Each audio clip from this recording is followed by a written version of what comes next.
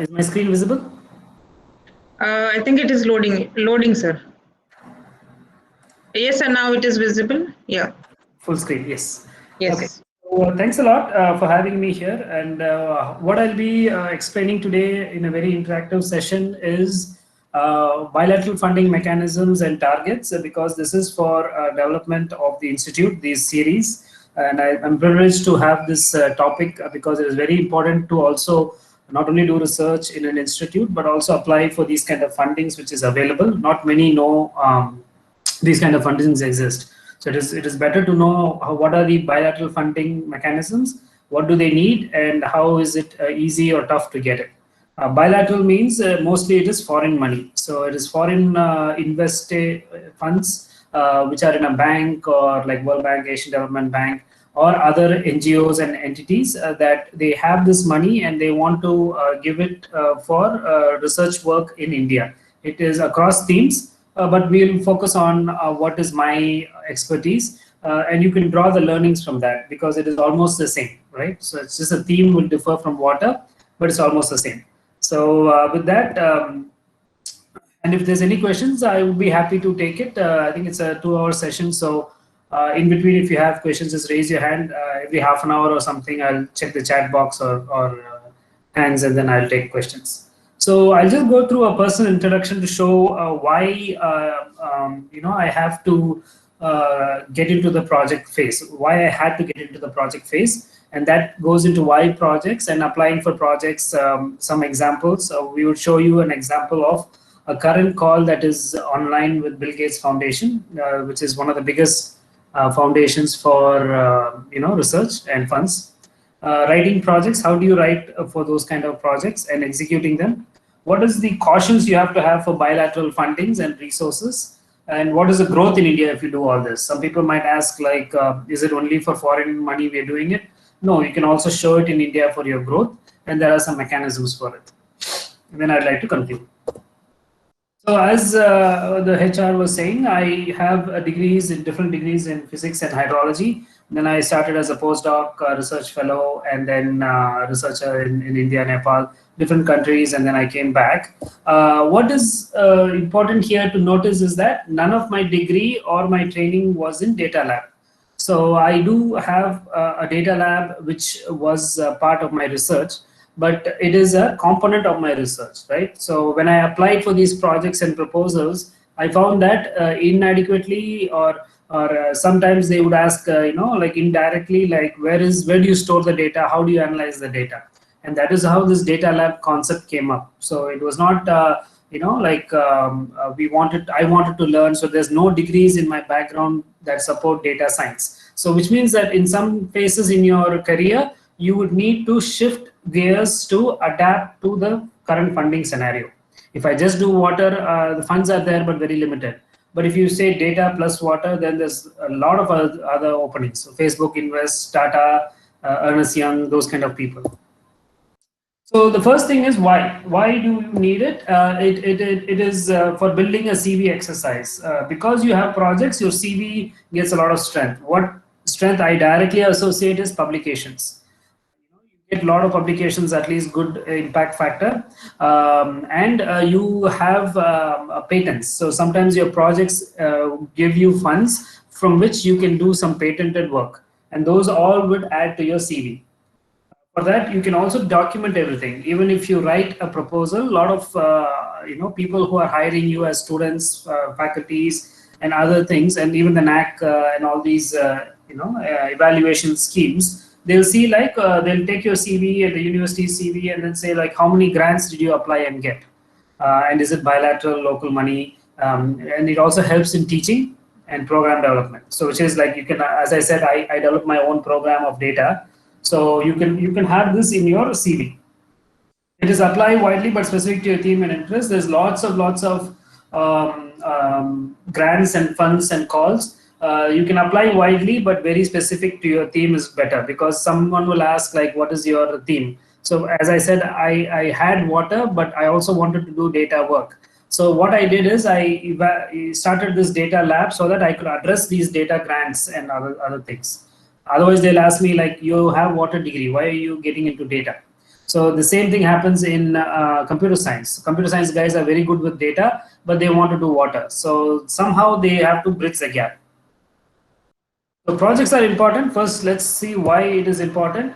It gives you a growth on the field. So science is different. Like when you do research projects in the lab, it is pure science. And sometimes when you take the science out as a project or for some company or something, then you get involved with the stakeholders. Like this, where we had a water quality assessment and water quantity assessment. You directly link with the people, stakeholders, and other things. So it is very important. And once you get the data, you have data through projects that even the governments won't have, or other people won't have. So it is your data, it is your project. So that you can showcase in local, national, and international platforms. So this is an international platform we were showing. And you could see that it adds credibility to yourself. So projects make you think differently, make you actually work differently, and gets you on the track. And Crescent is known for it, right? Like the CIC, I'm very well associated with them. And you could see that lots and lots of these projects we are getting and doing. So we are currently working on a proposal with Crescent, and hopefully we'll get it. It also gives you a holistic view. So let's take one project, for example, sustainability. Everyone works on sustainability, climate change. This is just one example I'm saying. You have multiple end users. You have, when I say sustainability of water, is it for domestic users where people drink water? Is it for agriculture? Is it for environment where you have birds, animals, and rocks and land? Or is it the industry, car, garment, whatever it is? So there's multiple players. When you write a project, sometimes multiple players are involved, and you will associate yourself with one or two of these players. So it will give you some more insights on the project and deliverable and how you get connected. So the other thing I would I'll just go 4 or 5 slides in my theme, which is water, but then I'll come into the general aspects so that everyone understands. So this is the UN Sustainable Development Goal, which all governments are working on. A lot of money is available for these kind of work, and mostly from bilateral funds. So because these are UN grants and UN associated grants. Okay. So if you say water just can go through all the themes. So these are different themes. And can go to all themes like poverty, because if you have good water, you have good agriculture, you come out of poverty. If you have good water, you have good crops, you come out of hunger. Gender equality, only women go to water, fetching water, you can bridge that gap. Clean water, sanitation water is there. So you could see that you have to pick a theme which is very, very important across the world. A lot of people can use it. So every single thing is different. Like life on land and water is a biology concept, but you still need water. Water is there for the trees to grow or the animals to drink. So you have to identify those kind of themes where mostly these bilateral grants are easier to get. Okay. So coming to the government of India and these sustainable development goals, there are metrics. So there are metrics in these kind of projects, and that is why bilateral funds come. So sometimes the government is trying its best to align its initiatives to sustainable development goals or national development goals. But sometimes, because of other externalities, they don't finish the product. So this is where they need local institutions to help or augment their work, and that is where these funds are available. So I showed you a lot of themes in the previous slide, and here when you look at the themes, India is trying to match the indicators of zero hunger, no poverty, etc. But they still need some more in-depth analysis or in-depth work or projects, and that is where these foreign investments or funds are available that you can access. Okay, so that is the bilateral part. One thing we work very closely is the IWRM, Integrated Water Resource Management and Climate Change Adaptation Funds. If you look at the money available, so it is one of the biggest chunks of money that any funding agency can access. So it's in millions and $billion. If you look at Bangladesh, they got around $1 billion just for water adaptation and etc. So, and India is there, but because India is a developing nation, not many options, like not as big you will get, but still you are getting a lot of good money. Okay, so there's good investments, a lot of people have applied. and you get it. And also you can club these projects with the government of India. So as I said in the previous slide, Indian government has projects, and some of the projects could help by getting a bilateral funds. And also they'll ask you when you write a project for the government of India, do you have bilateral sources? If so, how much? So those kind of things. And mostly the bilateral funds are really in excess because it comes in different currency, and so you can still use it very well. Just a rough idea of how much money people are getting for these kind of activities in just one theme. So this is just climate adaptation from one or two sources. Okay, there are big investments, kind of funds and grants, but most of these are coming from Asian Development Bank, World Bank. So you see all the roads, toll booths. Some of them are done by World Bank. But these are all banks, which mean a bank still needs money. A bank will still make money, which means you have to show some profit, you have to show some credibility, and that is where these projects come. Okay, so there is a paradigm shift needed. So wherein initially it is like this: a bank or a fund, foreign funder will give money to the policy maker, and the policy maker says, okay, please do this, please do that, and then the engineer comes and then does it for the people. So this is the project, normal project. What needs to be done is the scientists needs to come, or the academics, the institutions have to come. So that part was missing, and slowly that part is coming into play. So there's money which comes, and then the policy maker, where the lawmakers, which I say, like your ministers, MLAs, and other policy makers, they will actually contact these institutes and stuff if you have a good project background. So if you have a good project background, you will have all these access to these projects.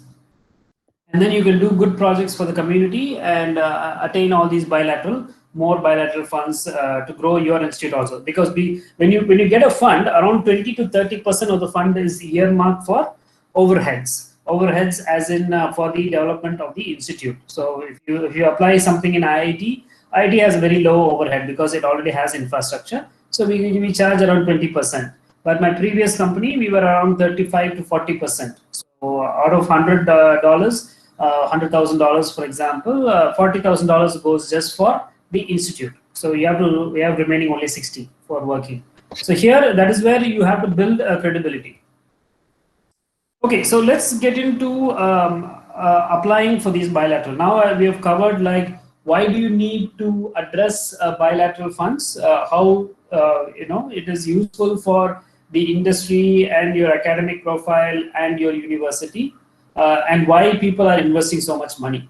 At least in one or two themes I gave example. There's a lot of money invested through bilateral funds, and there are steps to take it, not steps to attain it, and we'll go through the proposal. So at proposal stage, you need to identify your theme. So what theme are you going to work on? So if you have a particular theme, biotechnology, microbiology, water, civil, you have to stick to that theme and build a credible team. Okay, so that is your consortium. When we say consortium, it is partners who have similar ideas or who will augment your idea. For example, if I have water and I don't have a chemistry lab, I don't have a water chemistry bio person, then what my consortium would be forming is I will have the water and I will bring these consortium members in. Okay?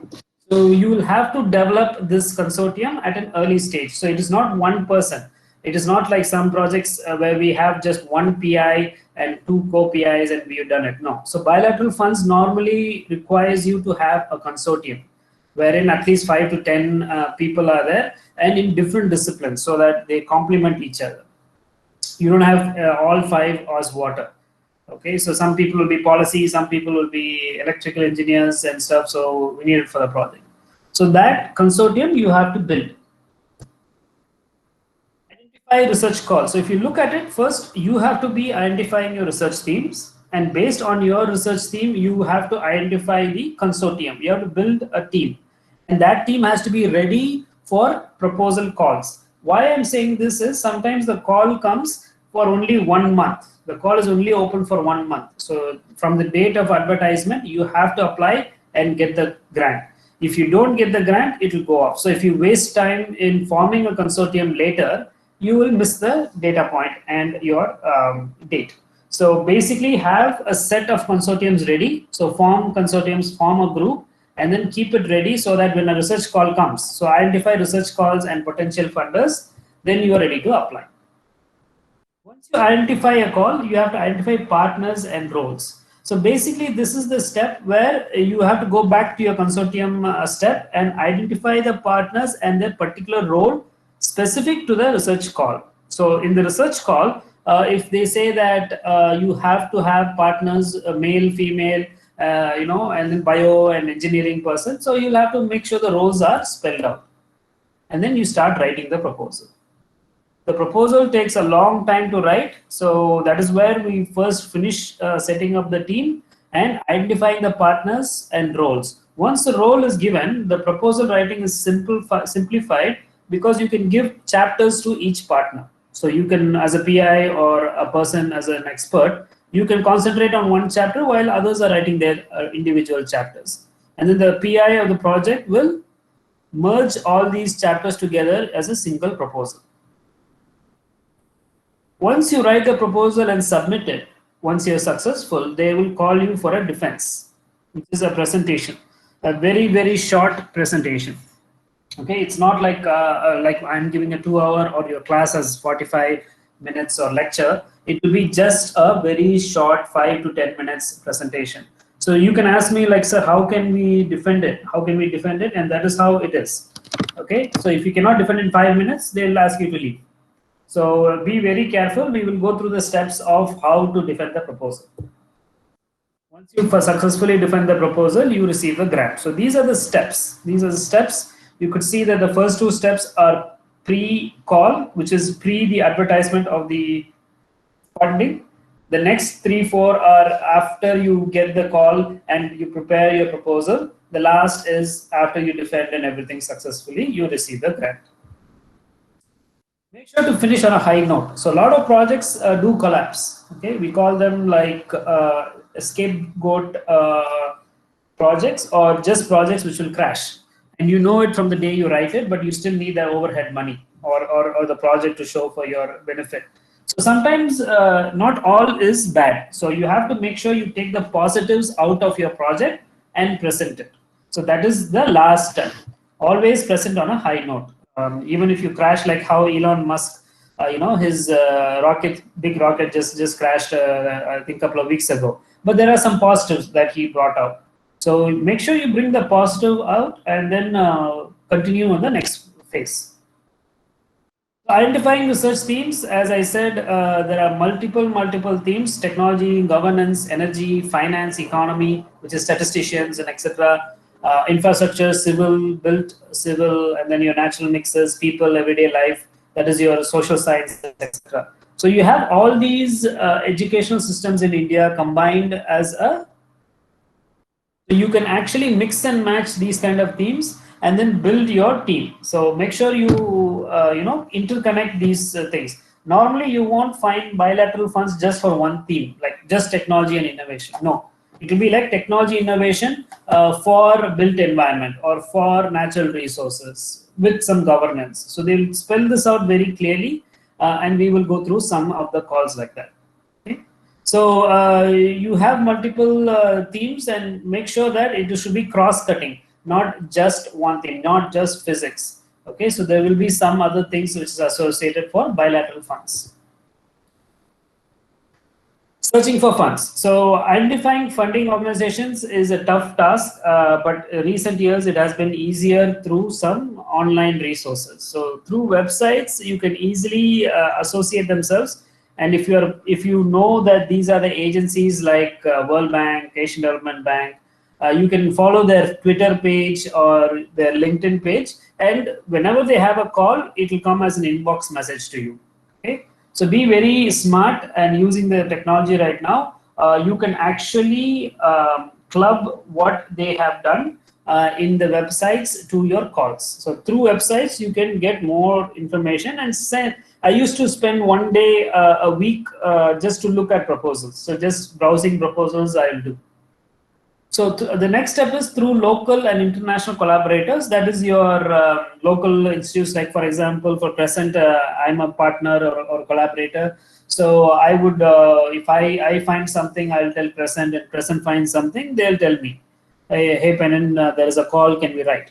So this is a very good, bonding you create through your local network. So there's a local and international collaborators. So my professors in the US would call me, say, Pennan, there is a call for India, specifically for India, can we do it? So those kind of collaborations are also there. So whenever you write an MOU, you have a collaboration with foreign partners, always check with them now and then if any calls are available for your region or for your interest.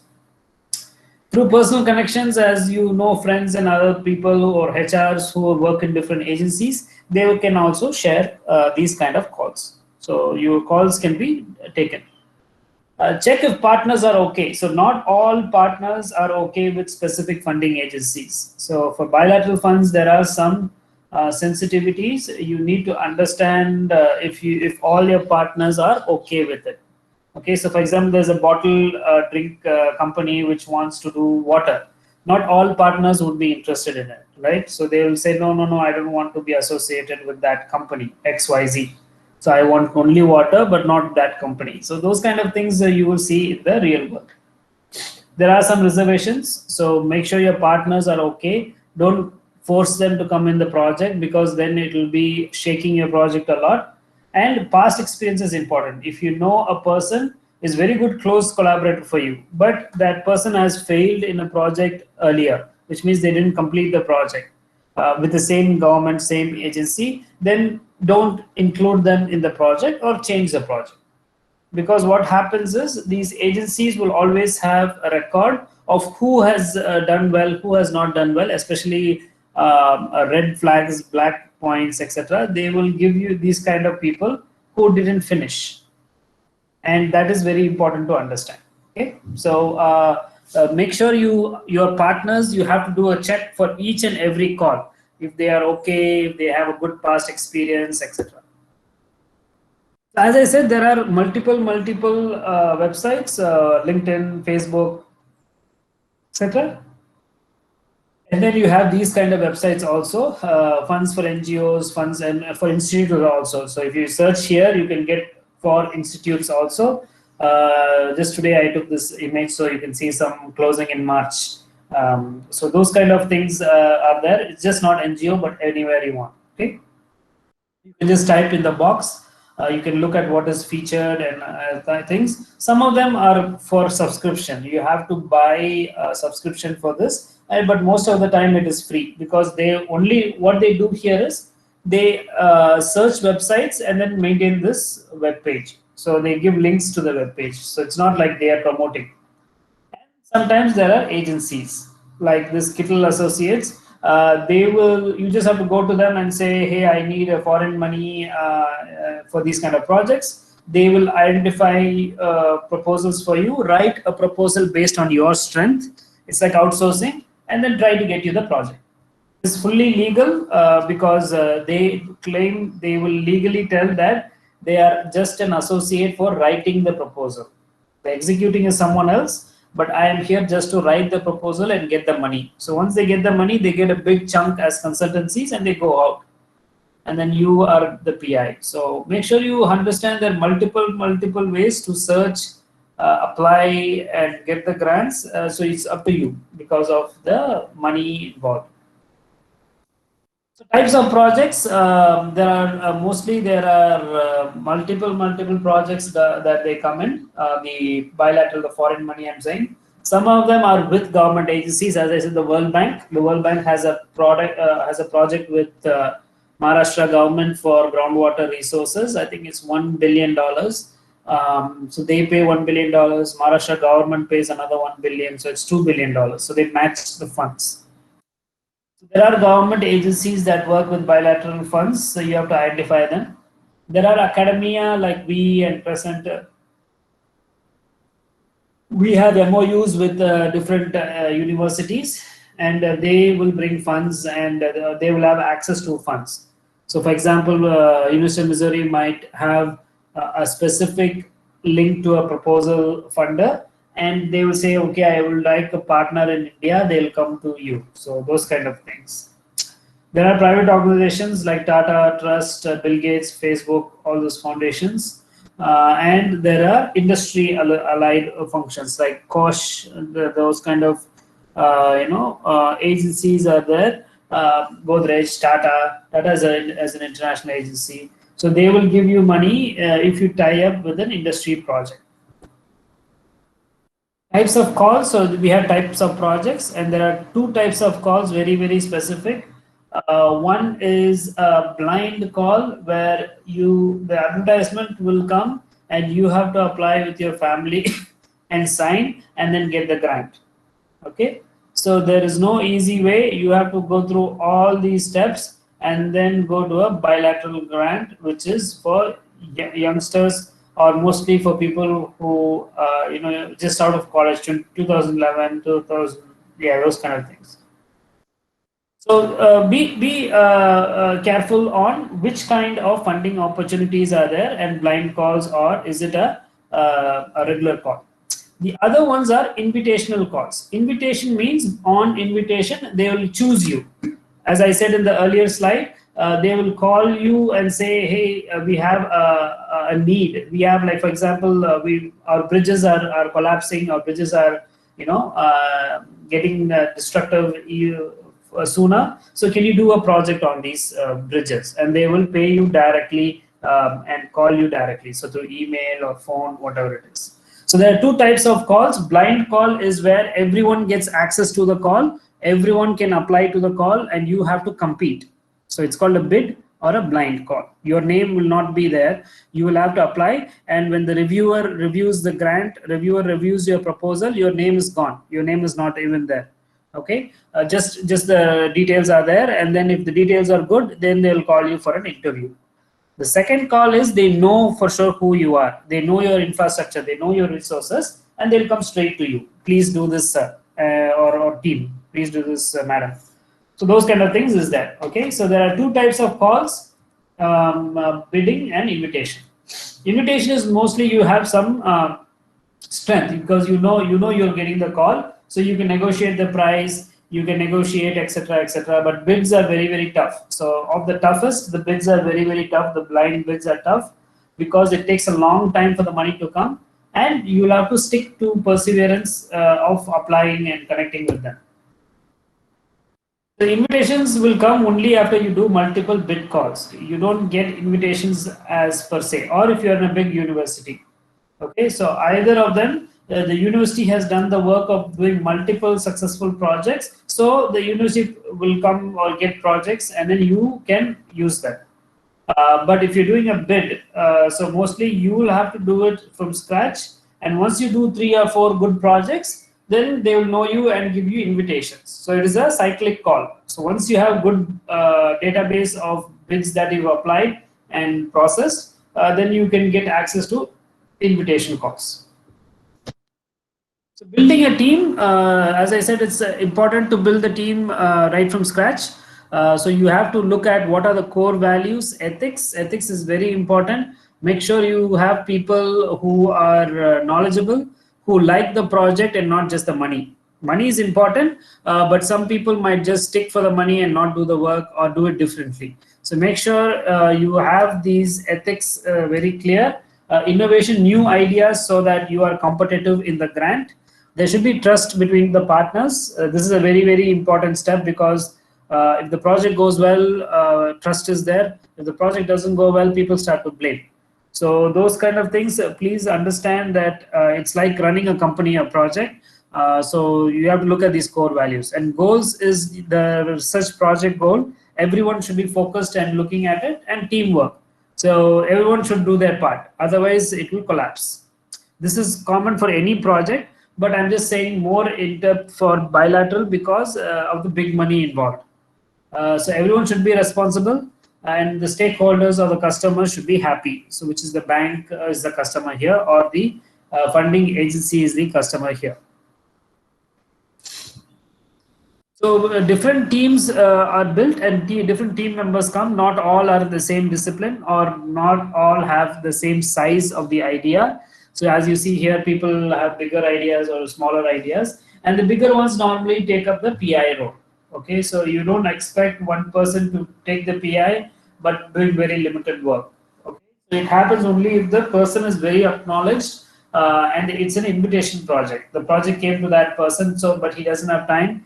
He or she says, "Hi team, can you come and do this project? I'll be an advisor, but I have to be the PI." So they'll be very honest about it, and they become the PI. Okay. So as I said, I'm going to stop here to ask if there's any questions. Are there any questions?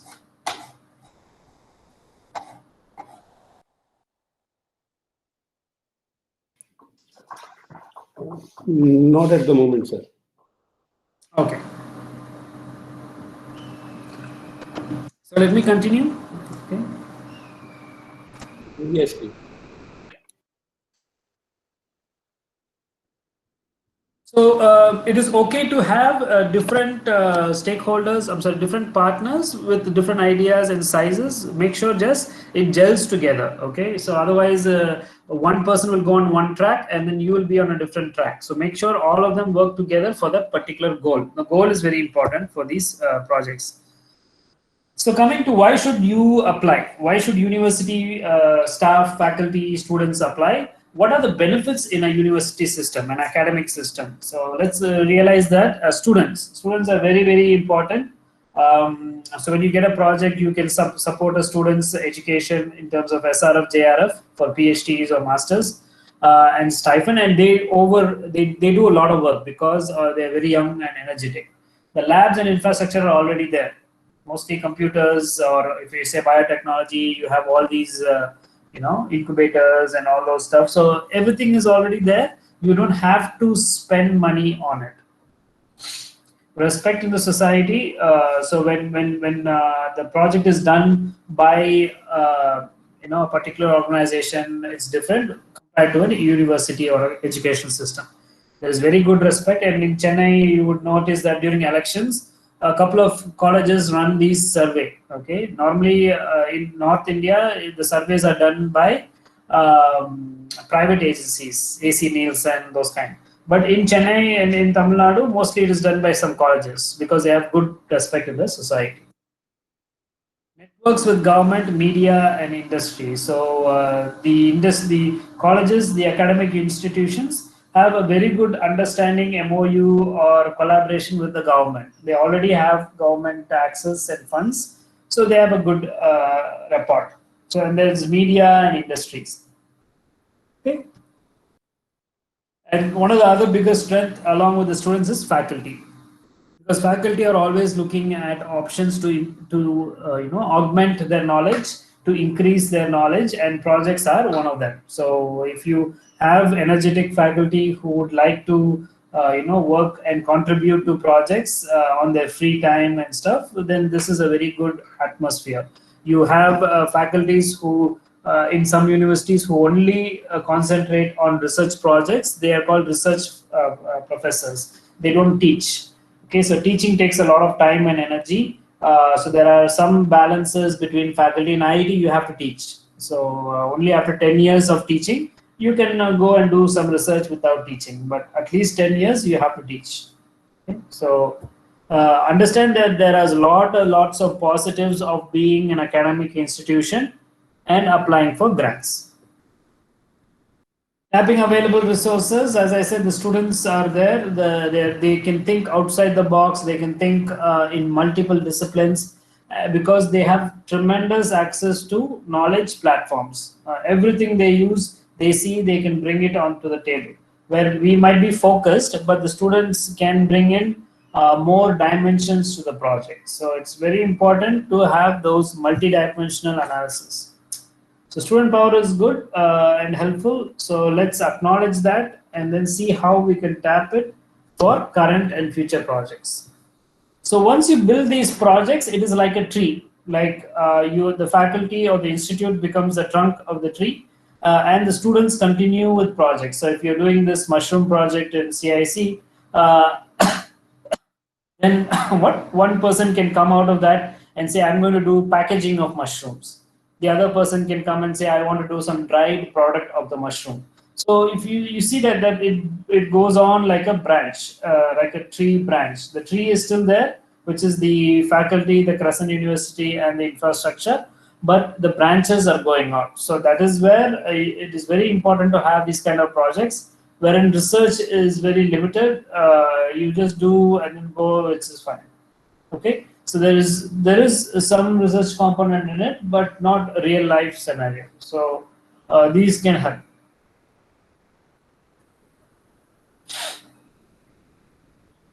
Apart from bilateral for faculty, there are also bilateral for student projects. What do I mean? This is the funding agency clearly mentions that you need to have students involved, and that too how many male, female students, so that they can pay their tuition or the fees for a year or semester.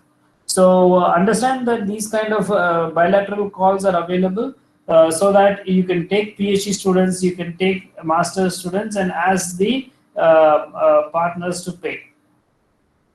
So any questions on this, please let me know. This is very important for an academic situation. Students are creative. They also want to develop their skills and CV. They work smart, hard. So this is what I found in many interactions with students. We ask them to work hard, they work smart. For us, the goal should be reached. Okay, so most of the times they work very smart. They think outside, cut short, and do it. So these are some famous quotations from people like Facebook or Bill Gates. They say that they always hire the laziest person so that they work very smart. They want to go back to sleep, or they are lazy. So, but still they're smart. So can be focused on specific issues. Not expensive, can be explorative. So which means students already come to college for their work, and they already have to do a project for their thesis. So why not use them for your project? So it is kind of double tagging. The student gets their project done, and you get a project associate for free. So the person who does projects for free.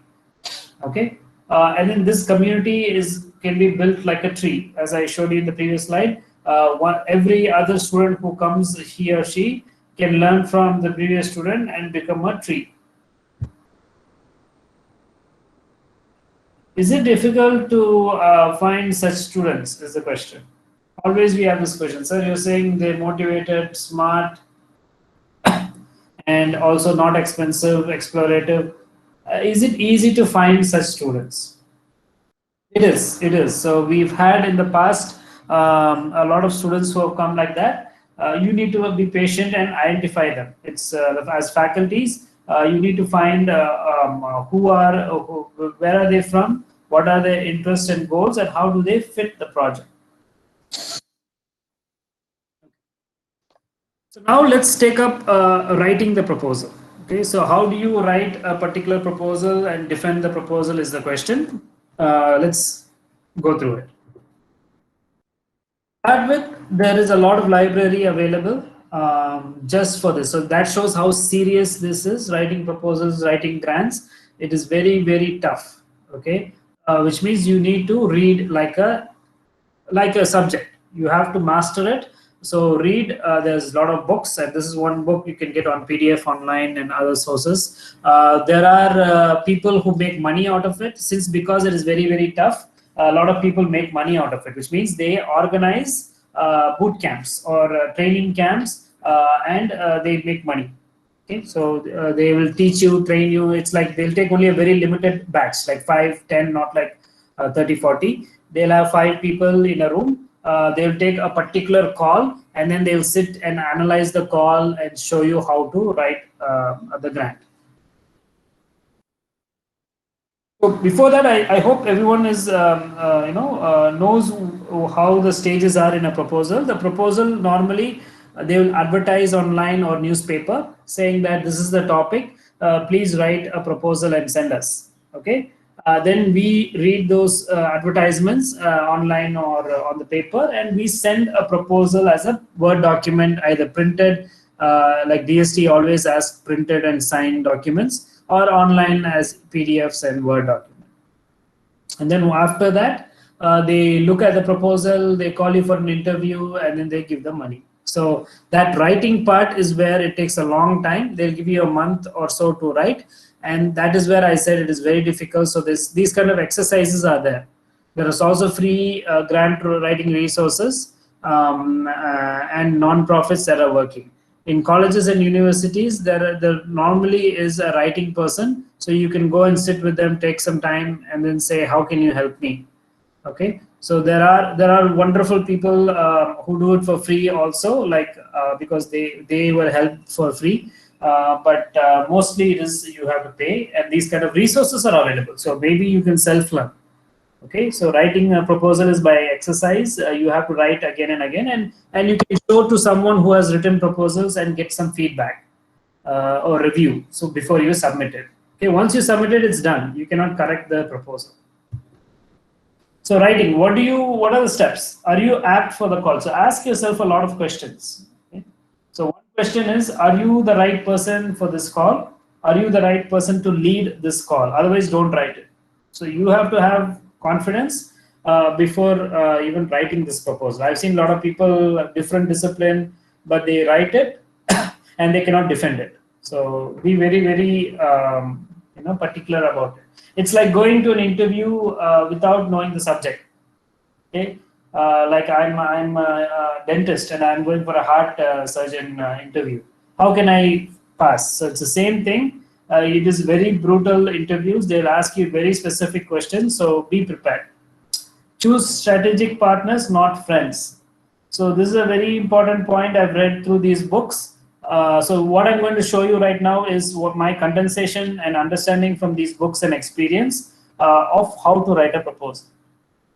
So choose strategic partners. You can still be, fighting each other through, like you don't understand their concept, you don't like their concept. But if that is the right person for the call, build the team. Okay, because the project can grow.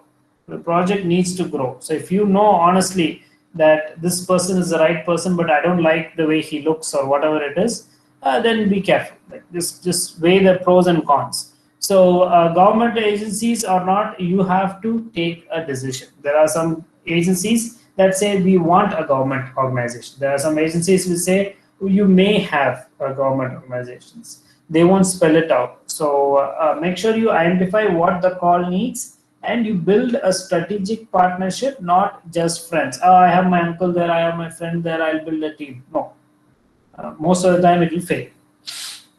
The past records are important. As I said, if the person has a very good history with the funding agency, you should have them. If the person has no funding agency, it's okay. You can still have them. But if they have a negative review from the previous agency, then don't hire them. Don't put them in the project. And understand what they will do, which is the roles. As I asked you in the previous couple of slides, what is their role? If you're adding the name, you should put the role. Sometimes what happens is you add a name because they are very senior, but you don't know what to give them. I hope a lot of people have come across this in their life. You will have lots of proposals where seniors would like to be part, but you surely know that there is no scope for them. So make sure you understand that and what work they will do. Writing, be very specific to the call. If they ask you about the population impact because of floods, talk about that. Don't talk about Chennai. Don't talk about places where people manage the floods. No, like for example, right now there was big issues for the government on flood management and all. But then one person said Kerala is doing well, even though they have higher rainfall. So that is the problem. No? Kerala has higher rainfall, so you can give more land and funds. Why do you have to hold on to the funds is the question. Because a lot of people will hold on to the funds and they will not manage it properly. Concise and to the point. These calls are very short. We will go through an example right now. You will see that the money is big, but what they require is very, very short proposal. Okay, and which means it's very, very tough to write. You have to cover most of the things in 2 or 3 bullets, 2 or 3 lines. That's it. So it is how concise you write, how to the point you are to the call, and what do you know about the topic. Okay, what will you do rather than what is done? Which means don't talk too much about the past. I won these awards, I have this. No. They want you, this is the call, write a paragraph on what you have to do, what you will do, because they know you from Googling. They'll search you out and they know what you've done, etc., etc. But they want to see this. Okay. Quantify the outputs. So make sure you, when they say I'm going to invest X amount of money, make sure you say that if you, like in a proposal, if we get the project, we will do this, and because of this, we will get revenue this much, or some benefit to the society or population or science, which equates in a number factor. Okay.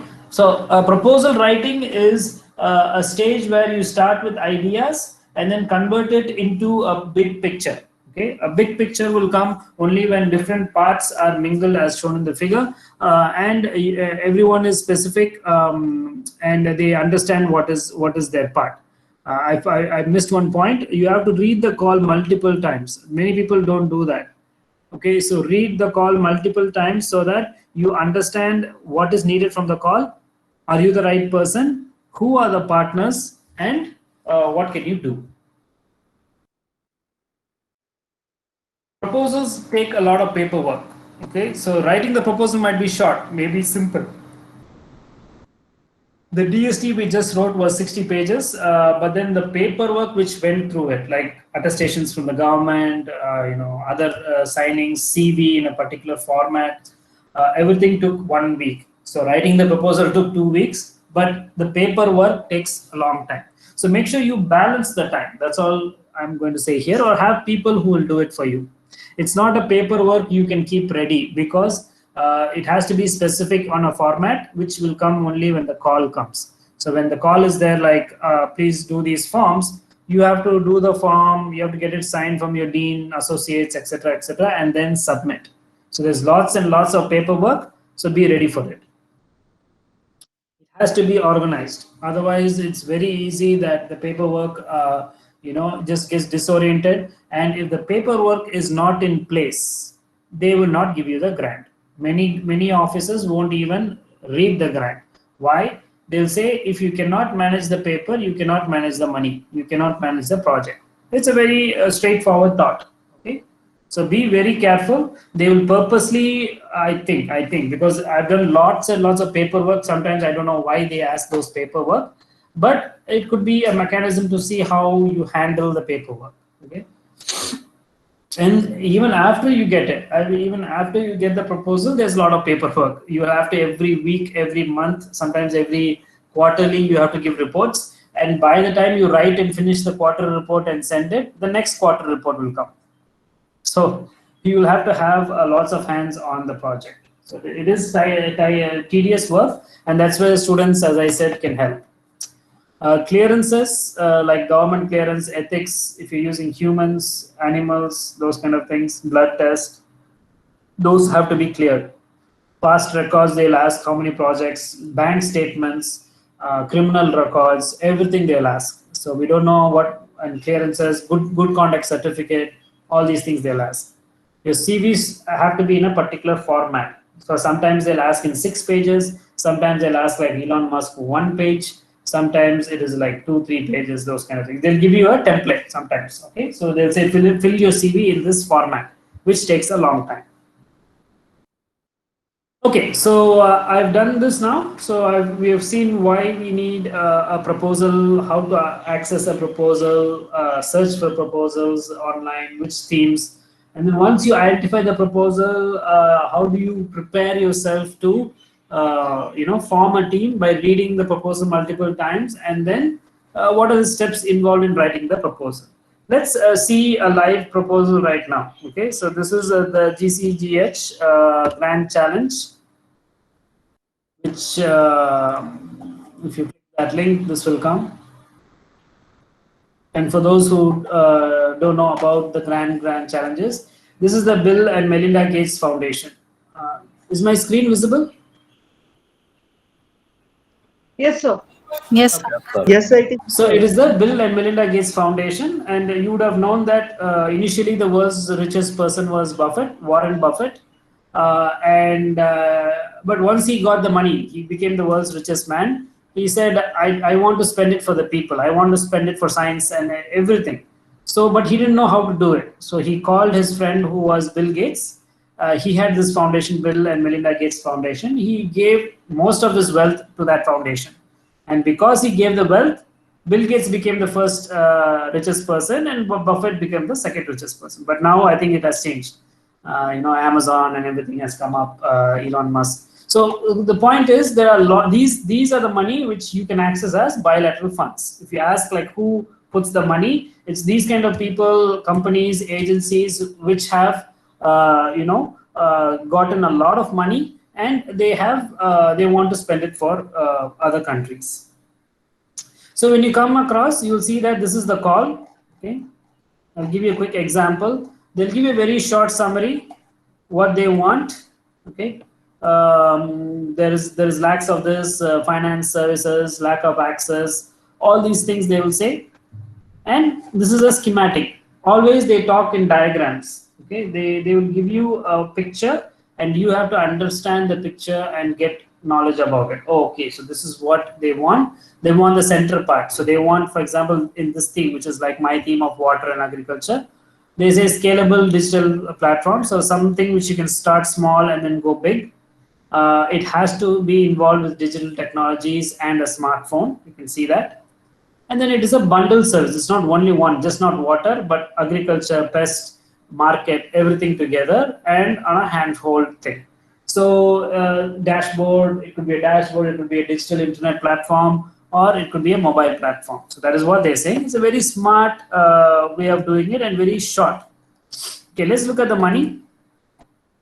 Awards, there are two types of awards. One is seed grant. Seed grants is something that you start for starting a project. So understand this very, very specifically, because we will go through the slides, my slides again, to see why this is important. What is a seed grant? Sometimes people give you a seed grant to start the project, to start an idea.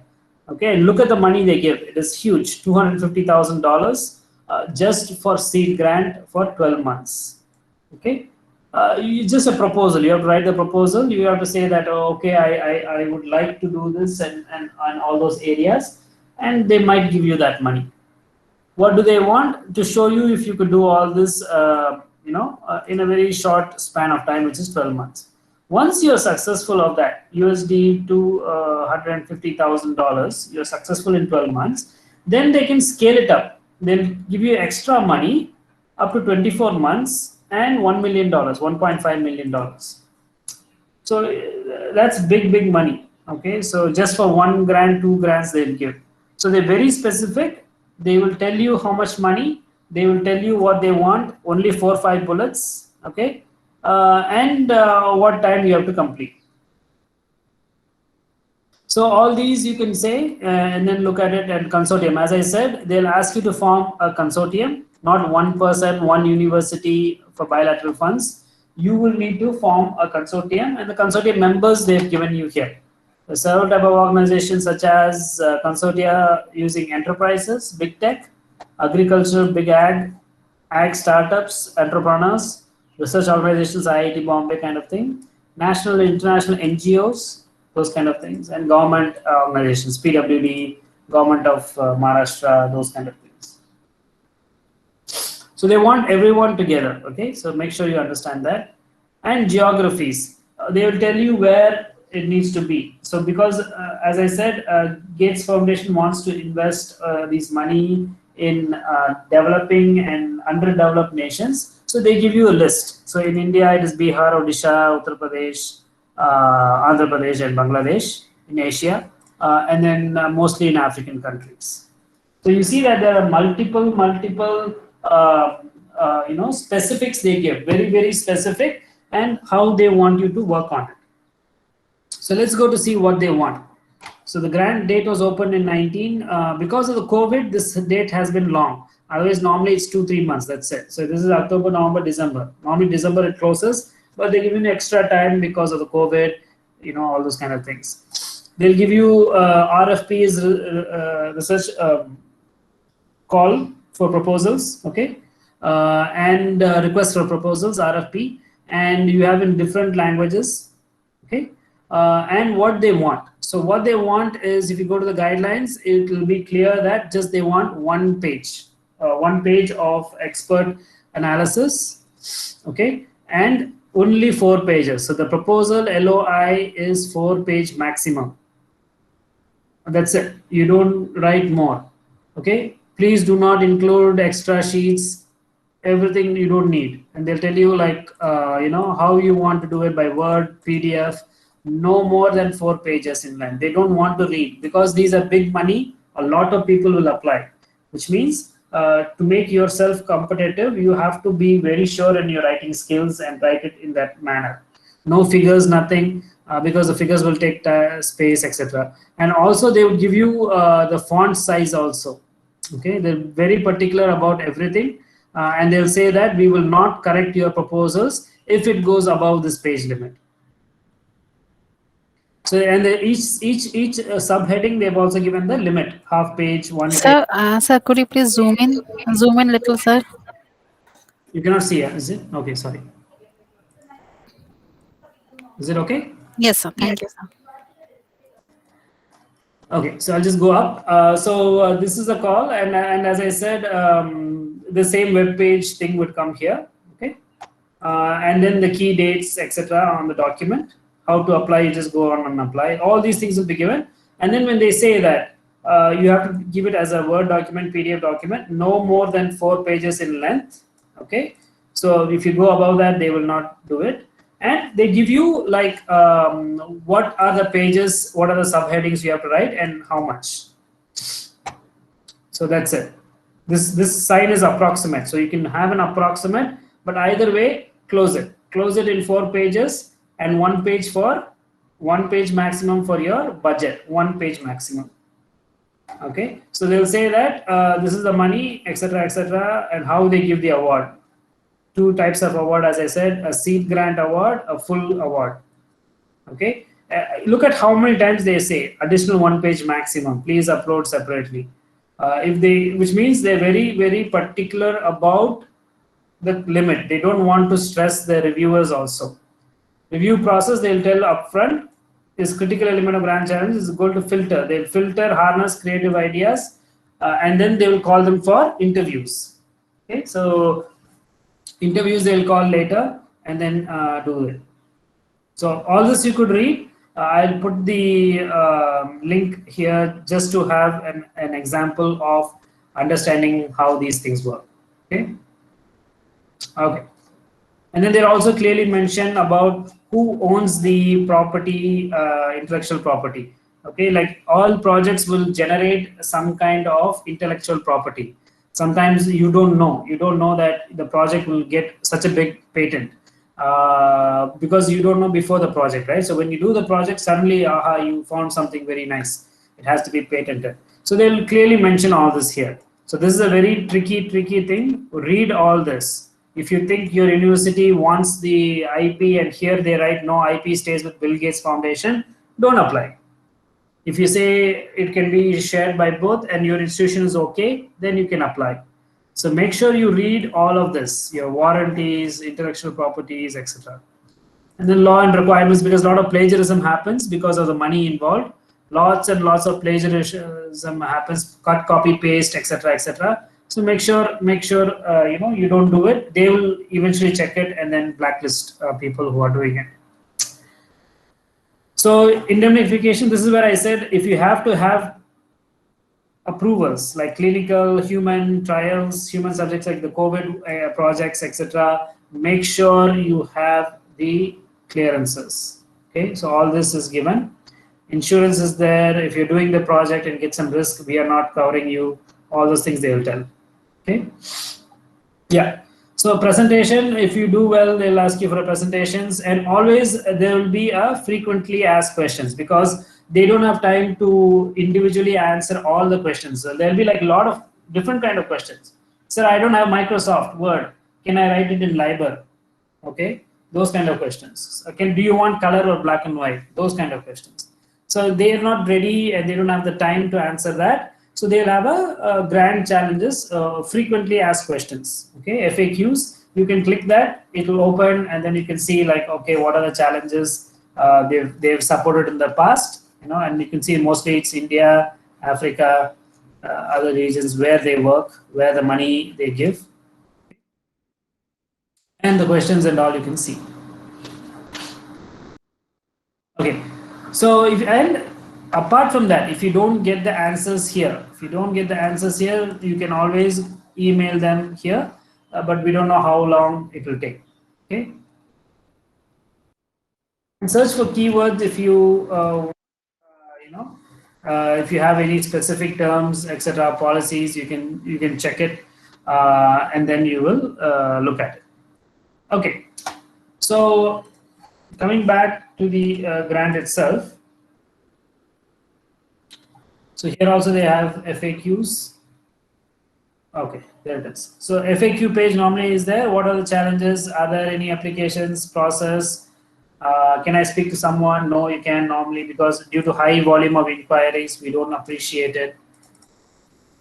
Okay, so these kind of things are always available.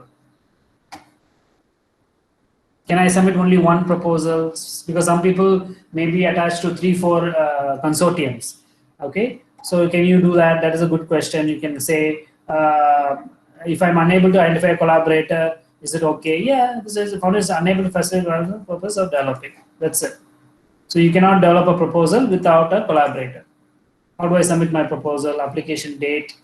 I'm not presently employed. Yes, you can still apply. So there's lots and lots of questions you can answer. Okay. And we'll also see if you can extend the pages or not. Okay. But understand this. So let's break it down. You can clearly see that this is the Venn diagram they have. Most of the proposals have this diagram, and they'll have some pictures. And the picture clearly says, oh, okay, this lady wants to get some information from the phone. And it is an African region, so small scale farmers, and how does the digital technology go about?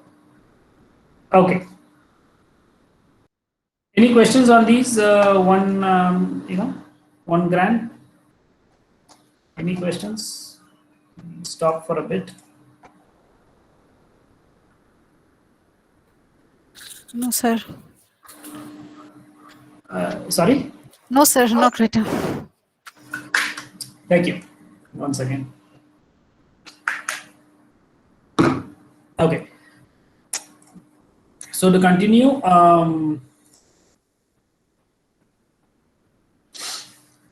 so we saw some projects. A quick example of a project. Okay, I forgot to show you the website. Let me do that website now. So as I said, there is funds for NGOs. Okay.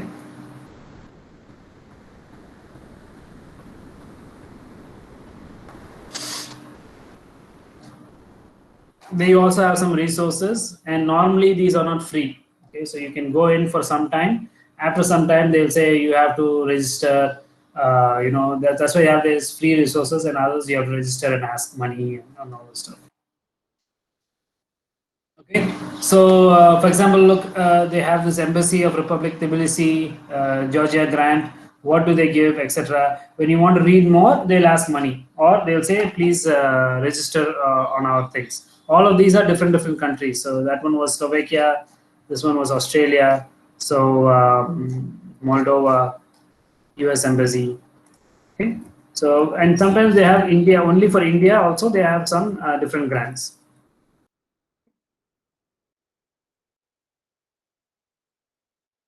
In this web page, there's no current calls. Maybe, and next page also is there. And there's multiple agencies and online resources that you can access. You have to search with your theme also. So as I always do for water, international grants. Okay. And there's lots and lots of funding organizations. OPEC is one, which is very famous. Rotary, I think everyone knows Rotary. Those guys also give funds for this. Clinton Foundation. So there's lots and lots of foundations which give you good access to these kind of things. So you can see all these just for water, and the Melinda Gates Foundation is there. Okay, so World Bank and all these. It's about how you search and put your theme right there. You will get it. So some have like semiconductors. Some people do here in campus. You can see that, okay, these are different foundations for semiconductors. Okay? SRC funding opportunities. Make sure you use the word international. Otherwise, it will be only the local, local access funds, and you may not be able to apply. For example, if it is a US fund and they close it only for US participants, you cannot apply. But that is also good, right? Like you understand the US methodology, and then you call them. You can call your US collaborators and say, hey, this call is there. Can we participate? Those kind of things. Okay, so that is one thing we could always look into in terms of funding and resources. Make sure there's sensitivities involved. I will go through that after a short recap. So to recap, we had identified funders. The funders are basically money which has been put or pulled together from different resources or a company's profile. Okay, so Tata has big funds because most of Tata is charitable. Profit goes to charity. So those kind of funds always come in. Okay, so you have to identify the funder. Then you identify the call. So for each funder, you can go to identify the call. So let's, as I did in the previous slide, I'm just going to show you the how I got to Melinda Gates Foundation, right? So I said funds, what are international funds? Okay. Then I would go into, let's say Clinton. I didn't see it, but let's say Clinton, water and sanitation projects. You click there. Okay. And then it says how much we pay. Agora Foundation Silicon Valley Community provides $1 million per year for 4 years. Okay, so that's $4 million. And then these are the smaller projects also they pay. So $100,000, etc. Where do they work? As I said, they work in regions of Asia, Africa, America, Latin America, and this is Clinton Foundation. So the other one was the Gates, which is the Microsoft. This is Bill Clinton's foundation. Okay, and this is you can see India is there. Always India is there. It's not because we are poor, but because of we are developing. They want to have these collaborations. All other countries are poor. Okay, Kenya, Ethiopia, Bangladesh, Honduras. But India, there's a reason. Yeah, so they have a lot of funds for it. You can see how much funds have been released and how much money is around the world. And they'll say recent calls or something like that. There's also donate. So these people also collect money. So they collect money and then provide it to other countries. Okay. So yeah, sometimes they'll say like if there's recent news, calls, etc. They'll say, and then you can put in the money. Like for here, for example, here we will say Bill Gates Foundation. Okay. We'll go to Bill Gates Foundation.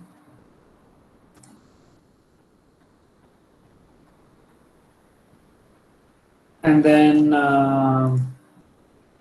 normally here they'll say, what do we do, how we work, get involved. And here's where ideas, resources, okay. All these terms are there. Search foundation for calls, everything you can do. Okay? So just make sure you come to the right page. Make sure you have a good partner and then identify the source. So let's go back. Identify the funder, identify the call. So not all funders will have calls every time. So you have to keep checking often. Do you understand the call? What do they ask specifically? Do you have the bandwidth, or else do you have the consortium, or can you make the consortium? So you have to be very honest with you, because unlike the government of India and other funds, it is very hard. This is because of big money. So if you want to prepare for this, you have to make sure you get the right people on the track. To the deliverable, what do they need? Sometimes they would ask some things which cannot be done. Don't sign for it. So make sure that you understand the deliverable. Your partners should be identified. So based on the call, based on the deliverable, then you identify partners. For example, if I want a wastewater component in my project, I will have a wastewater partner. Okay, so, and that is a deliverable. They have to treat the wastewater. So I'll identify the partner. Writing is short but concise. This is a very, very important point. Writing is very, very short. To compare, as I said, DST proposal was 60 pages I wrote. The Bill Gates, I'm writing only 4 pages. So the money, Bill Gates is much bigger. So you see the difference, and so, but it's the same importance. It is very, very difficult to condense that. So make sure you understand that point. So how do you learn is to read. You can ask for these previous proposals. So as I said here, if you go to this web page, they say these are the awarded grants. Okay, awarded grants are there. You can click on any of these grant and then print it, read it, etc., etc. E-vaccination, genetics of infertility. So this is a different, bio related project. Okay, so all of this they work, and they're very happy to even give you the PDF of the entire project. Some people just give it to you, okay, because it is all open source. They just give the project. So you can see all these scope. What did they do? How did they write the project? All the goals they assessed, etc., etc.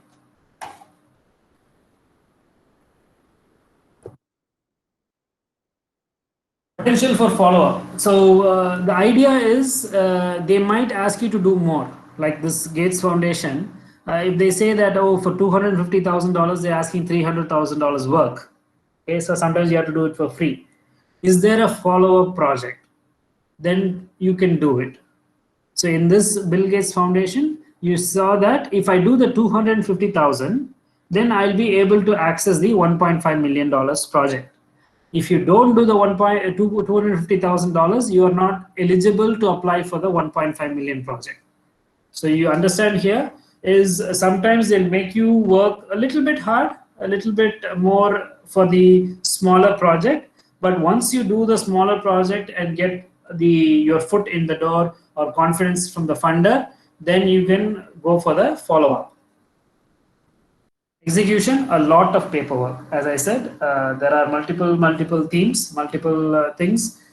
Make sure you have the bandwidth, and that is why the academic industry is very beautiful, because you have your own departments, right? So for here we have our own law department, which will take care of all the legal papers, legal clarifications. You have an attorney in your lawyer in your own building. You have other deans of research, etc., who will take care of the research projects, those kind of things.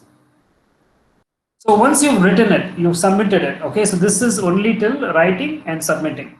So if any questions, please let me know. Each one is very important.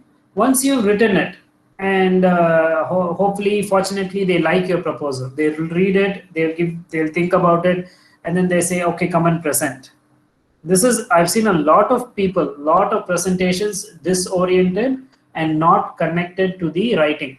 In the writing, they'll say something, but in the presentation, it's totally a 360-degree flip. That is what they want to look at. If they find that, they will not fund you. Okay, so this is the most important part of your proposal.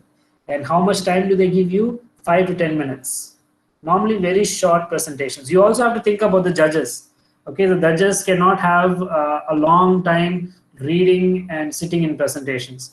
So I don't know if you noticed, we just concluded the mapathon. Okay, all India level mapping competition. 9,000 participants we had, and I asked them to submit 2 pages. That's it, maximum 2 pages, 1 map and 1 page write-up, because 9,000, how can I read? So and that is how we manage it. Otherwise, the people will be going 4 pages, 10 pages like a thesis. We cannot read it. So be very careful on the presentation and condensing stage.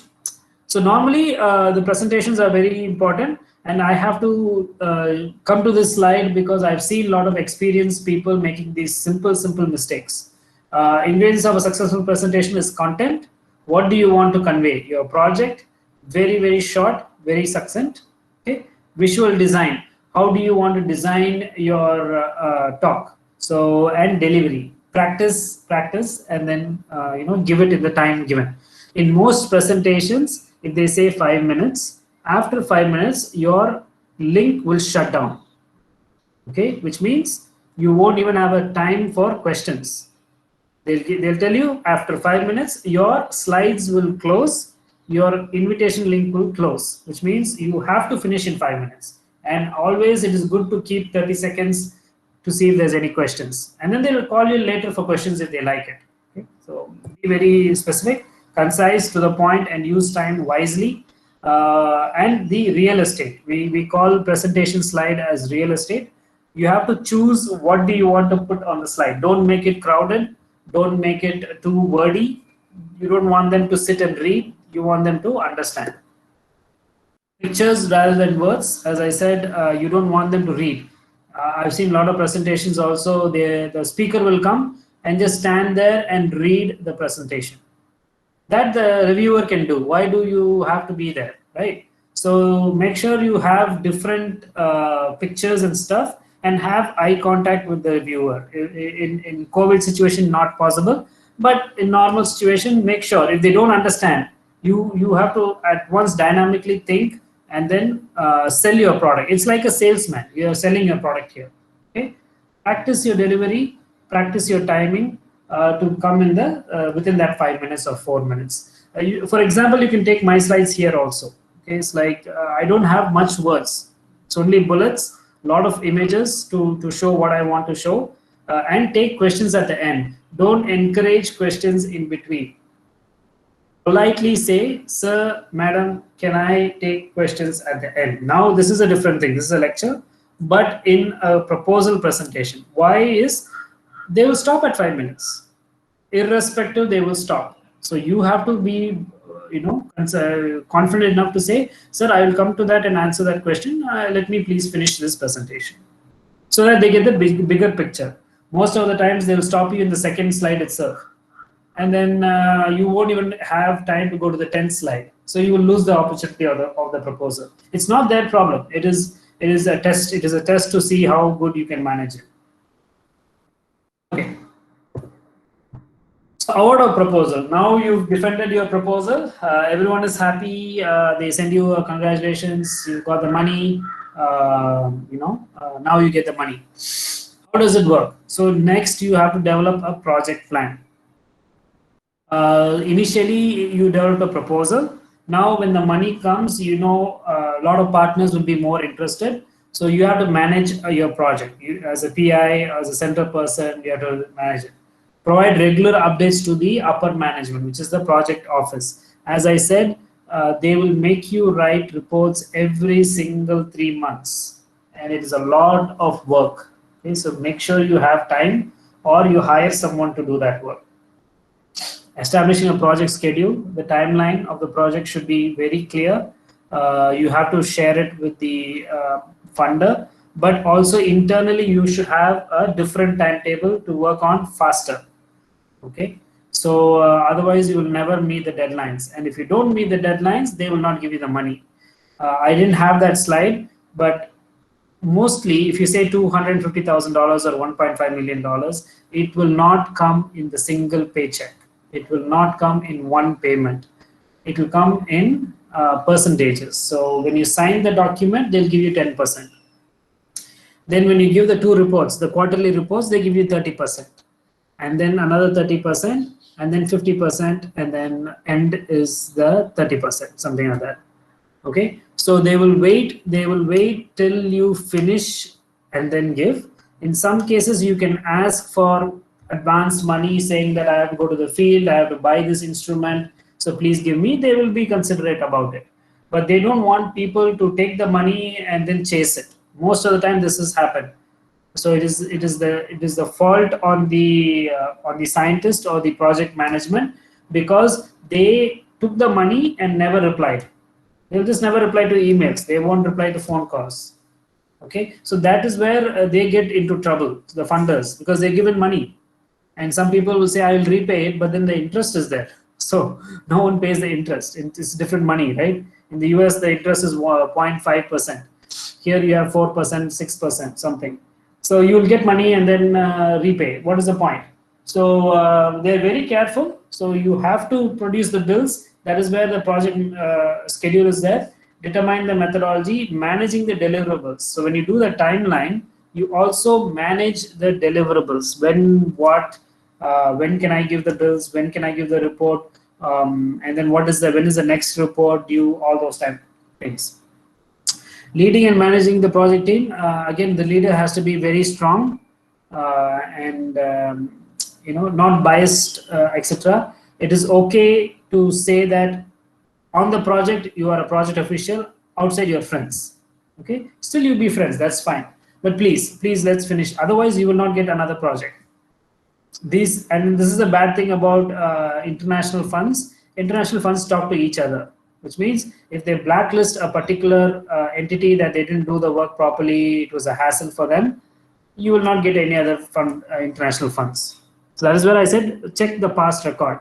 When you bring a partner in, always make sure to check the past record and openly ask them, hey, did you have any problem with this funder?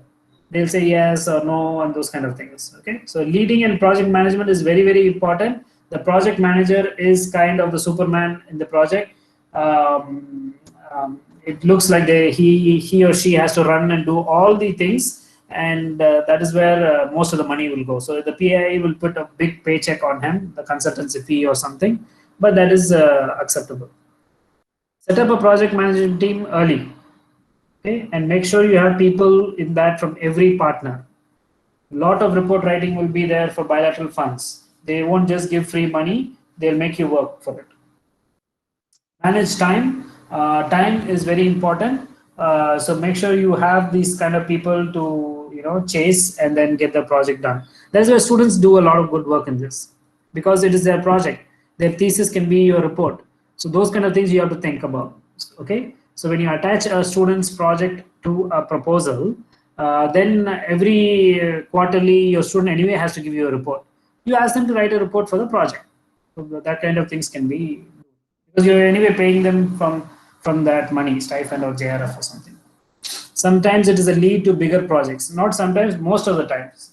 If you do it successfully, you can put it on your web page. These are the collaborators, Bill Gates collaborators, those collaborators, and it leads to bigger projects. Project ending, always end the project on a high note. What do I mean when I say this? Sometimes your deliverables are met, but the project was just like, okay, any other project, it just finished fine. No, always end on a high note. It shows your excitement. I'm very happy, we are very proud, those kind of things. And then you show what you've done. Take ownership and show what you've done. Show growth and deliverable, how you manage every deliverable. Like for example, in COVID time, one of my project, I couldn't do much. I really couldn't do much. But then I said, eventually we created a system for online tutoring, online management of the proposal, and they were very happy about it.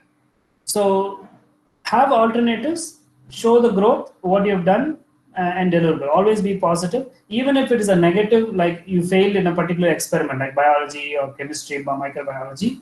You show that we have saved a lot of money because no one else will do this. We have shown in depth, in very clearly why this failed. So no one else will do it. Those kind of statements. What could be the follow-up? Don't be shy to say that because we did very well, the next stage will look at these things. For example, if I say in Kallakurchi district or Salem district, I've done this project. It's very, very nice. People are very happy. The water access is improved. The next step is to do it for Tamil Nadu. It is not needed to tell in your final report, but why I tell it is so that people get, okay, this person is confident about it. So why don't we give him the Tamil Nadu project? So that is the follow-up. So be very, very honest and see the connection and follow. Ideas for potential funds, you have to put it right there. And that becomes the new proposal. Okay. So each proposal use as a growth mechanism. Don't stop one proposal and then suddenly start another one. Otherwise, you'll always be at the G level. Okay, so use one proposal to go up to the next, to the next, to the next. And then your proposals will grow. Always have follow-ups for the proposal, and that could be a new proposal, as I said, and a new idea. So the ideas are there. you can tell them that don't go far away. Right here we have a new proposal for the new project, because your report becomes your proposal. Do you understand? So your final project report becomes your new proposal for the next project. Don't be shy to publish. I'm seeing this a lot. A lot of people don't publish their work. They do very good projects. They write reports, but they don't convert the report into a project. So we recently converted a project report into a paper. I'll just show you the link for it so that it's easy.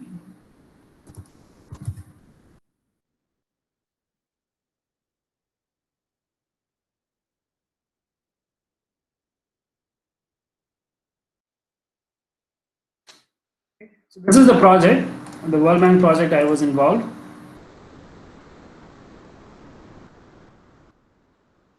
It is a Nepal hydropower plant rehabilitation project, and you can see nowhere our names come, because we are consultants. We do the project, big money. Our part was very small, but still, the report. If you go and read the report here, it will be there. You will see that our names are there, and. So then, what we do is, I'll show my literature.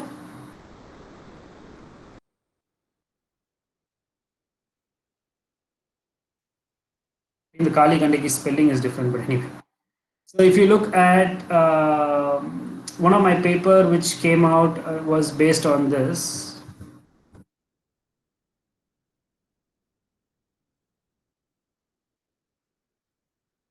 So this is the example. So if you look at the case study of Himalayan rivers, it's the same project, okay, Kali Gandaki project. And if you look at the paper itself, you will see that I've cited the funder, which is the World Bank. Yeah, it should be down here. So, acknowledgements. So you see, the authors would like to thank the World Bank for the funds to the project. The World Bank team led by Urvashi Narayan. So don't be shy. They don't require this. They did not ask you to do it. They only asked me a report, which is there. Documents, I think maybe in the documents it's there. But that's it. They didn't ask anything else. So in one of these documents, our sedimentation thing would be there. Which one it is? But then don't be shy. Don't be shy, because they won't publish it in a reputed journal. That is why these kind of journals are there. You can actually publish it in an international journal with impact factor. So when you do this, not only do you show yourself as a good researcher, but also a project person, where you have these project reports which is converted into a publication. And what does this do is, when you have these kind of publication, it also brings another layer of advertisement for the university, like for this. So this was a student project we did for MHRD, Ministry of Human Resource Development. And what happened is, the students submitted a project report. There was a couple of steps which were needed to make it into a paper. I worked on it, and then I added them as co-authors, and then we published it. So once it got published, then a lot of these newspapers were tagging it, Indian Express, etc., etc. So once this happens, then your management, IIT Bombay here in this picture, would be very happy to say that, oh, Pennan, this is good. This is good. We're getting a lot of traction coming on newspapers and all those stuff. So it was a simple thing. You take a project, but don't stop with the project report, which the student gave Vaishnavi. But I just said, okay, can you do it? And she's a student, so she couldn't. So I had to do it, and then. So with that, I've showed you how to, the end and a high note, give a presentation, etc. Be very careful on, submission of the final report and publishing. Now comes the cautions. Not everything is clean and green in these funds, right? There are some cautions. The first thing is, there's no free lunch. No one is going to give you free money. So make sure you understand what they want. And is it possible for you to give everything? That's what I was saying. Possible. Understand what is needed earlier. Advertisements are vague. Sometimes they will say, no, you have to uplift these people, migrate these people, bring reverse migration, those kind of things. You cannot do that because you're not a government. You are a single entity. Maybe you have government partners, but even they cannot do it. So be very careful. Keep in communication with the funder. Make sure that they are happy. Otherwise, they will not release the next tranche of money. Work on timelines. So these are the cautions. Understanding international issues. Okay. Make sure you understand that some agencies are banned in India. Some agencies you cannot work. I don't want to name them, but you have a website for that. So you can go and look at it and check if the funding is legal. You can bring the funding. There's a lot of news recently also, right? So long-term plans, in-country issues, make sure you understand. You don't want a foreign country pointing directions at our government. That is very bad. And you don't have to be that person. So keep it very apolitical, no politics involved. No, it's pure science and projects, and the appointments, etc., have a real good understanding.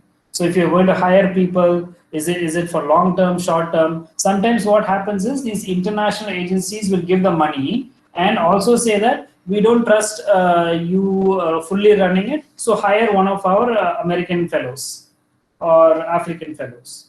So then what would happen is you have to pay them salary, etc., which is very, very high. So make sure you understand the rules of those employments, appointment, salaries, etc., etc. Check funding sources. Please check these bilateral funds. If it is Indian funds, you know where it comes from. You don't have to worry much. But if it is bilateral, check. Are they okay to transfer money to India? First thing. Right now, there's a lot of rules. Anyone cannot just send money to India. There is some stipulations because these are big money. $1 million on a single check, you'll get around $200,000. So it's pretty big, and you need to be very careful. Do you have FCNR clearance, foreign currency clearance? Okay, check with your university. Not all private universities have it. So that is where it is very important to have association with government agencies who have access to this FCNR clearance. Okay? So IIT Bombay we have, most of the other people won't have. So yeah.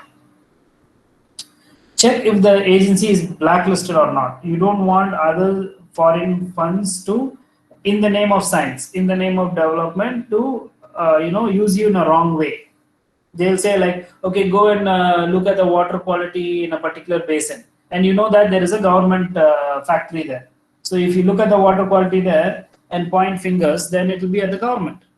You can do that with internal government money. That is different. When the government says, I have a factory, I don't know how much I'm polluting, could you check it? So that is a different project. But if it is a foreign, then it is like pointing fingers at each other. So don't get into that. As an academic, as a scientist, be very professional in this, which means you have to understand these funding resources. And there is a web page for it. Lots and lots of NGOs are blacklisted.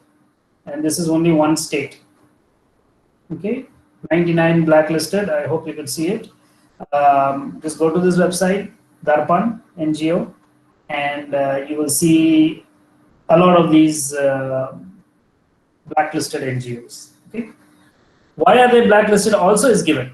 If you go and check, they'll tell you why these are blacklisted, when it was blacklisted, with effect from. Okay, and if you click on this link, it will tell you who are the person in charge, so that you be careful, like who called you, etc., etc. It is very, very important to check the credibility of the collaborator and the funder. Mostly this is for funders, but also collaborators for projects in the ground, etc. Because if you have this as a partner, if you have one of these guys, like say this guy, if you have this guy as a partner, you will not get the project. On the same time, if you have this guy is the funder, he's the funder, you will get caught in the government of India, because when the money comes, the red flag will go to Niti Aayog, from Niti Aayog to the ministry, and your agency will be blacklisted, that you have access to these kind of funds. So bilateral is tricky. Bilateral is very tricky because the government cannot stop advertisement of funds in another country, right? You cannot stop advertising in a Facebook. So it is very hard, but when the money comes, you have to give your PAN, you have to give your every detail. That time you get caught. So be careful of understanding the bilateral grants. So coming to growth and how this helps in India, growth in India is very positive in terms of work, science, academics, young population. We are one of the most highest young population in the world. So there's lots and lots of research which would need to be done, and that is one of the reasons we saw the named India in the previous grants. Job prospects are high, so for all this you need to have a good CV and have allocated to these projects. Understand what is need to do be competitive. International bilateral and donor grants are very important for your CV being very competitive. And then issues and developments, many issues are there.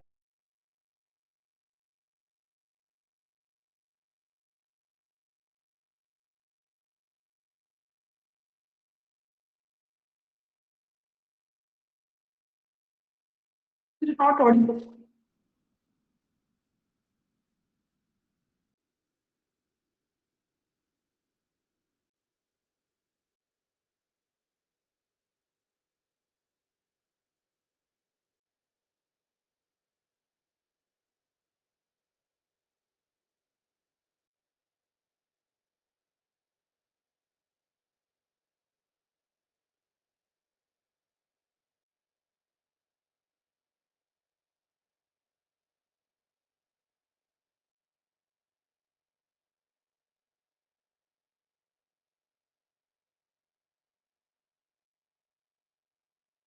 Pennan sir, you are not audible, sir.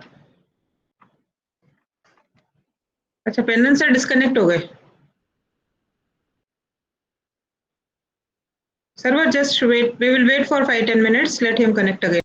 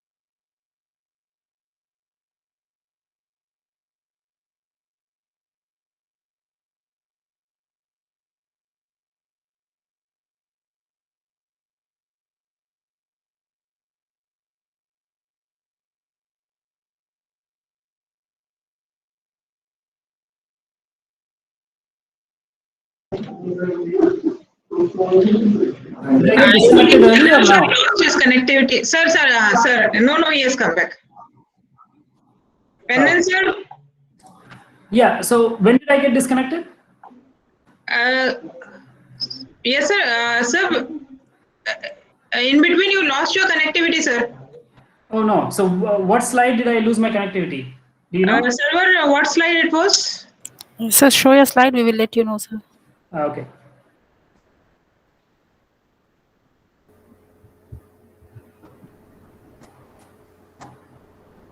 So you were talking about the money transaction to to India.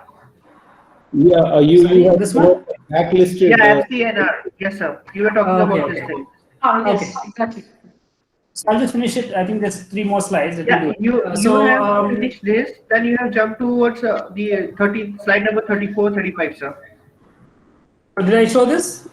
No. Yes, sir. No, You can no. start from this, sir. You can Okay. start from the this one. So this is the almost recap of the entire thing. So what you have to do in an award of a life cycle is you develop a proposal. You start at the red column. You see the red arrow mark is where you start. You develop a proposal, submit and negotiate with partners on what your each role is, and you negotiate with the funder. Sir, we need one more year, or we need more money. They will say, okay, you cut the cost. Those kind of negotiations. That negotiation happens after you submit the proposal and you get selected. After that, the yellow is where you get the award. You get the money to run the project, and then you have to start up the project PI, the project main institution, has to start up a manage sub-award committee. This is where each partner would be getting their money. For example, if Bill Gates is giving me $250,000, it will come straight to me and not to my partners. So I have to break it into parts and give it to my sub partners. So if tomorrow the project funder comes, they will only ask me. They will not ask my partners, where is the money I gave you, because they gave it to the PI.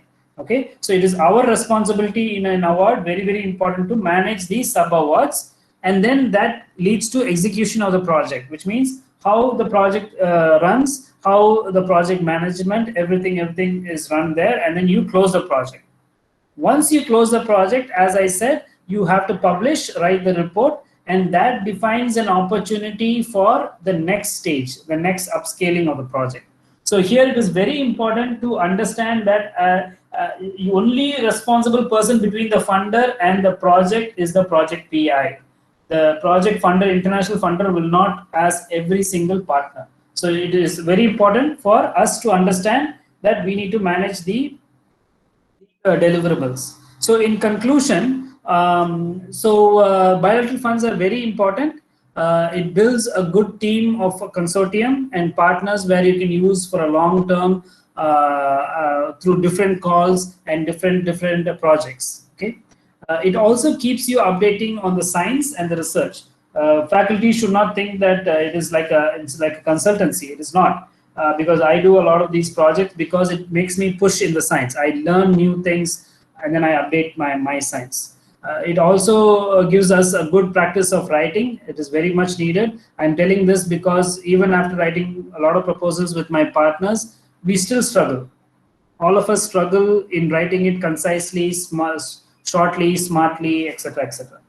Okay, and that results in comments from the reviewers. They'll ask like, this line is not correct, this doesn't make sense, those kind of things. Project management is important because getting the project is difficult, but more difficult, I would say, is running the project. So be very important about these international funds and project management. Understand your long-term goals. Long-term goals is when I said about the pilot to scale. You will see it is a small project to start with, but it can lead to a bigger projects. And for that, publishing is necessary. Don't feel shy to publish your work or your research outputs. Publish it. Okay, so that it becomes something readable for the other communities, and also it can your publishing could be the proposal for the next big project, international funding. So India's growth and outlook, I touched that again, is very, very positive, which means there's lots of international, MOUs signed between the government of India and other governments. You would have seen like India is right now making a mark on supplying COVID vaccines to different countries. So when they do that, there is also an MOU signed, right? Where a lot of science, technology, research projects, bilateral projects will be started. And these kind of things will help. Okay, so our country is really booming well. So this is the right time to form these kind of collaborations and work on projects. So with this, I would like to conclude and thank all participants for bringing me in. Thanks to Rudra's team for giving all these slides and and I'd like to thank BS Abdur Rahman Crescent College Management, Mr. Kasim also for introducing me to this panel. Thank you. I'll take the desert. Thank you, sir. Pennan sir, Kasim was here only before 5-10 minutes. Okay. I'll convey your message. But thank you so much for giving us such a wonderful lecture, sir, and sparing your valuable time. If there's any questions, let me know, or we can proceed. Participants, if you want to ask any question. Sir, should PI has to be doctorate? One question is. You can see the chat box, right, sir? Yeah, I can. So that's a very good question. Not always they ask for it, but these proposals and projects can be your PhD project. So think that way also. So I've given a lot of projects. So Mr. Kasim is my PhD student also. So one of the projects I've given Mr. Kasim to get his PhD. So same thing. You don't have to be a PhD as a collaborator as a PI. You don't have to have a PhD. For collaborator also, it is not necessary, but it is very important if you have one. They will think about it later. The other thing I want to say is, if it is females, the women part, they have more options for them. They want women to be partners. So sometimes when I apply, they ask me, at least 40% of the partners should be females. So if you have a lot of women faculty, you should be applying for projects. Yeah. Any other questions? Hello, sir. Yes, Mr. Can other institutes be part of the collaborations? Yes, sir. Yes, that's a good question. It depends on your management. So if your management is okay in bringing other institutes, it is okay. The funder will not mind it. But don't overpopulate it, which means like sometimes the project becomes too heavy. They call it too heavy with too many institutes. That is also a bad thing. So make sure that your management is okay with institutes, and you can bring multiple institutes for the call. Yes, you can. Okay, thank you, sir. We'll contact you for any clarification, sir. Sure, sure. And the call I showed you, if you look at it, there is no cap on number of institutes. They just give an example. It should be government, it should be public, private, but they won't tell how many. It's your thing. Yes. I'll give my contact number. Yeah, I'll put it in the chat box. Sir, I have a question, sir, please. Yes, please go ahead. Sir, being a PI, how could a PI decide that for scholars to give the first authorship? Means what percentage of work should be done by a student so that I can assign him or her as a first authorship? Or maybe for some part of a time, his negligence or his due to his negligence, can I switch it like that? Can I change? So what percentage it's carry? So normally what happens is students are very, I think most of you are faculty here, not students. So I can tell it openly. Most of the time students, they do some work and they want the full authorship. Okay? We start with that. We start saying that you are the first author, write the paper, but they will not write it. Like how I showed in my other slide, they cannot do it. So then you will have to take authorship. So what I do is, which I learned in the US, when I start working with them, I get signatures saying that the faculty takes the last call on authorships. That's it. So you just close the deal. You just make a document saying that, are you willing to take part in the project? The student will say yes. Can you sign this document which says, I take the full responsibility? And normally across the world, the faculty has to take the final decision. This is a rule in any. A student can fight, cry, whatever it is. Karthik? It is the faculty who takes the last call. Okay, sir. Because you brought the student, you brought the Yeah. project, and normally it's the PI. The PI, we should give it, and that's a very honest thing you should do, because they brought the money, they brought everything. Some PIs who are very big, they will say that no, you do it, Pennan. But even now, if the PI says I want to be the first author, I just let it go. Even now, I'm saying why? Because they brought the money, they gave the thing. So yeah. Sir, one more question I have, sir. Yes, go So ahead. what should we target in general, not related to, maybe it's not related to the topic. In general, what should we target if we want to publish a paper? Shall we go for a low impact factor, or so many papers in low impact factor, or one paper in high impact factor? What the way we should think of, sir? Very good question. When you start your career, if you look at my career, when I started it, count was important. People tell you different things. Okay, they'll tell you no, impact factor is important, all those things. But how do you publish as a young scientist? You cannot. And impact factor, you cannot. So what happened is I started to publish in a very, very, I won't say low, but at least one impact factor. At least one impact factor. Okay. So once you get up to a level, once you publish after 10 papers, then they will take notice of you and they will read you. So as a reviewer, that's what I do, right? When I read a paper, what is this guy making sense of? Does he know what he's talking about? Then I look at his profile, etc., etc. Then we take a call. So I would say that have a balance. So every year you could say that you can submit for impact factors, or even at least 0.2, 0.4 or something. Don't do it in predatory journals. That is what I see. Yeah. A lot of people do it in predatory journals, which is like they send the paper, next week it gets published. You have to pay like some 1,000, 2,000 rupees. That is, you should not do it. But otherwise, normal paper takes 6 to 1 year to get accepted, 6 months to 1 year, and you can submit there. And so next time, after 10 years, after 5 years in your career, you can slowly move up in the ladder. It depends on the idea also. If the paper is very, very good, don't waste it in a small journal. Yeah, yes, sir. Yeah. Sir, even it would be one good idea to go into a collaborative paper. So that Exactly. So if you look at Nature papers, which is very, very top journal papers, you see that the number of authors is around 20, 30. In a normal paper, it will be 2, 3 authors, co-authors, right? But in Nature paper, you'll see like 20, 30 people. Why? Because it is a top journal. And to write that top journal, you need these kind of collaborators. So you can keep writing and then collaborate to a top journal. Okay, sir. Thank you, sir. Thank you. And these international collaborations could get you higher, because most of these journals are housed in foreign countries. So if you have a good international collaboration, you can easily get into a top journal, because most of the collaborators are editors of the journal itself, right? So they'll easily, that's the game here. And a lot of Chinese scientists, they have these collaborations just so that the paper gets accepted, because they cannot write in that clear, concise method.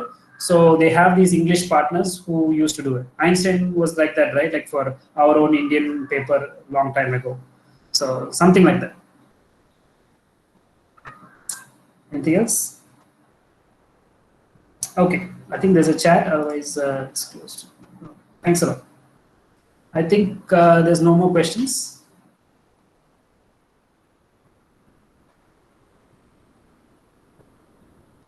Hello?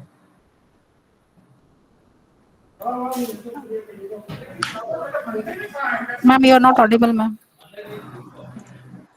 Ma'am, you do want to ask anything, or shall we end the session? No question, ma'am. Okay, thank you, sir. Thank you so much. Thank you. Thanks a lot. Thank you. Thank you. Bye. Bye.